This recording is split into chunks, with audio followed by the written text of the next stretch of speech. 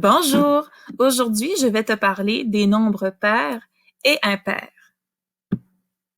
Alors, tu sais, dans la vie, on dit souvent une paire de mitaines. Ça veut dire que j'ai deux mitaines parce que j'ai deux mains.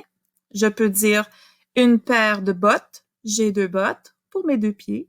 Et des fois, on dit même une paire de lunettes parce qu'il y a deux vitres pour nos deux yeux. Alors, ici encore le chiffre 2.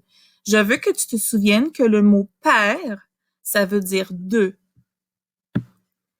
Alors, si je veux placer mes petits Pokémon en paire, ça veut dire qu'ils vont être deux par deux et qu'ils seront bien heureux comme ces deux petits Pokémon-là. Mais ici, c'est écrit impair. Regarde, il est tout tristounet celui-là parce qu'il est tout seul. Alors, si par exemple, dans la classe, on fait des équipes de deux, mais qu'il y a un ami qui reste tout seul à la fin, ça veut dire que dans la classe, il y a un nombre impair d'élèves. On va vérifier ensemble chaque nombre pour dire si il est pair ou impair. Alors, on va penser à des unités. Donc ici, on va mettre un petit Pokémon. Est-ce qu'il peut être en équipe de deux s'il est tout seul? Non. Alors, le 1, c'est impair. Maintenant, si j'ai deux Pokémon, je vais les placer en équipe de deux. Alors, on va faire un petit paquet. Et maintenant, je sais que le 2 est un nombre pair. Maintenant, on va faire le chiffre 3. Alors, 3, est-ce que je peux le mettre en équipe de 2? Non. 3 est donc impair.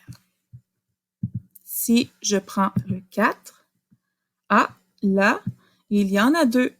Alors, je peux les mettre ensemble pour faire une équipe. Donc, le 4, il est content.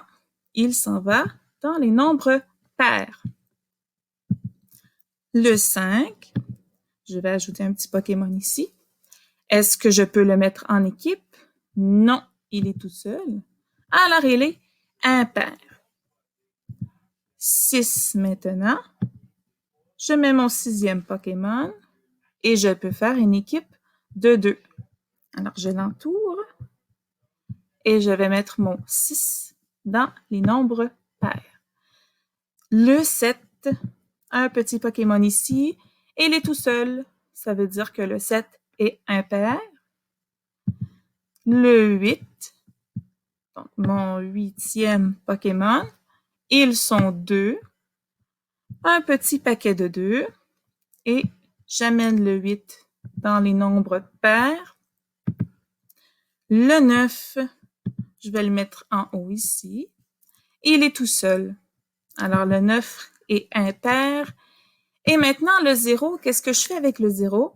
Donc, je vais te montrer un nombre qui a un 0 à la position des unités et je vais prendre n'importe lequel. Je vais prendre ici le 1 pour la position des dizaines. Alors, c'est le nombre 10. Donc, si j'ai 10 Pokémon, je peux faire un petit paquet de 2, ce qui veut dire que le 0, on peut le mettre dans le nombre pair parce que le 0, peu importe à côté de quel chiffre à la position des dizaines il sera toujours pair. Ici, j'ai des bons de 2 pour te donner un petit truc. Alors, je vais aller chercher mon surligneur.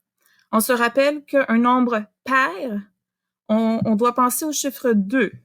Une paire de mitaines, c'est toujours 2.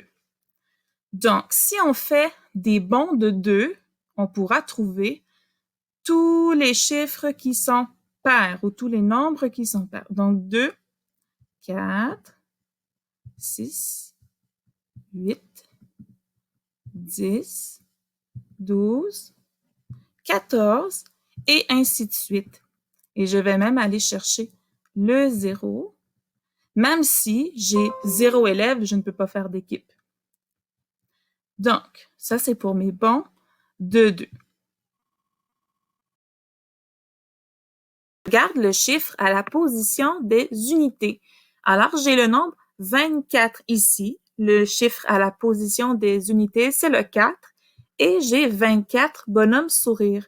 Alors, on va faire des équipes de 2 et on va vérifier si c'est vrai que le nombre 24 serait un nombre pair, parce que le chiffre 4, on l'a vu tantôt, il est pair. Je fais mes équipes de 2. Il me reste 4 petits bonhommes sourires et 2 petits bonhommes sourires. Alors, j'ai réussi à faire des équipes de 2. Aucun bonhomme sourire n'est tout seul. Ça veut dire que 24, c'est un nombre pair. Maintenant, ici, j'ai 17. 7, c'est le nombre à la position des unités. On va vérifier si 17 bonhommes sourires, ça serait un nombre pair ou impair. Alors, je fais mes équipes de 2. Comme ça. Je suis rendue à 10. Comme ceci. Et non, j'ai un bonhomme sourire tout seul. Ça veut dire que 17 est un nombre impair. Un autre truc pour se souvenir si un nombre est pair et impair, c'est de penser à si c'est juste ou injuste. Alors ici, j'ai des petits gâteaux, j'en ai 11, et je dois les partager entre 2 personnes. On se rappelle qu'on veut faire pair et impair, il faut toujours penser à 2. Donc, j'ai 2 personnes et on va partager. Donc, un gâteau pour lui, un pour elle, un pour lui, un pour elle, un pour lui, un pour elle. Maintenant, ils en ont 4 chacun, 5 chacun.